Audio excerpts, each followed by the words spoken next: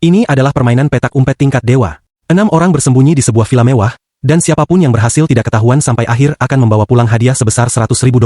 Setiap orang diberi anggaran berbeda, dan mereka hanya punya waktu 3 jam untuk menemukan tempat persembunyian. Jack hanya mendapat $1. Ia tak mampu membeli apapun, jadi satu-satunya pilihannya adalah bersembunyi di dalam tong sampah. Tempat yang bau busuk, tapi justru karena itu mungkin tak ada yang mau mencarinya di sana. Namun, sial baginya, seorang petugas kebersihan datang dan langsung mengangkut tong sampah itu ke truk. Si Otot punya anggaran $1.000. Ia memilih menggali lubang di tanah, lalu menutupinya dengan rumput.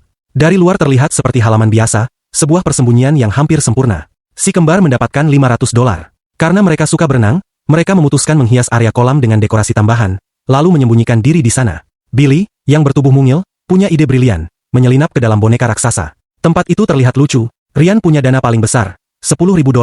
Ia memutuskan bersembunyi di kamar mandi, dengan keyakinan bahwa pencari tak mungkin repot-repot memeriksa toilet. Dengan uang sebanyak itu, ia bahkan membuat sebuah toilet palsu yang terlihat sangat meyakinkan.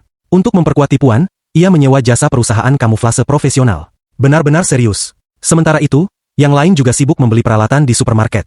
Waktu 3 jam hampir habis ketika Jack kembali ke villa setelah berbagai kesulitan. Karena tak mungkin lagi bersembunyi di tong sampah, ia melihat sekeranjang bola sepak dan tiba-tiba mendapat ide. Mengecat kepalanya agar mirip dengan bola. Sebelum waktu habis, semua peserta juga menyiapkan umpan untuk mengulur waktu dan mengalihkan perhatian si pencari. Tepat 3 jam kemudian, pencari yang bernama Tung Tung Sahur muncul. Ia menyamar sebagai pohon besar, lalu mulai merangsek masuk. Waktunya hanya 1 jam, jadi ia langsung brutal. Membongkar pintu, menghancurkan kaca, merusak isi villa tanpa ampun. Suara kegaduhan itu membuat semua yang bersembunyi gemetar ketakutan, tak berani bernapas. Waktu terus berjalan. Saat hanya tersisa 15 menit, Tung Tung Sahur menghancurkan kamar mandi tapi tak menemukan apa-apa.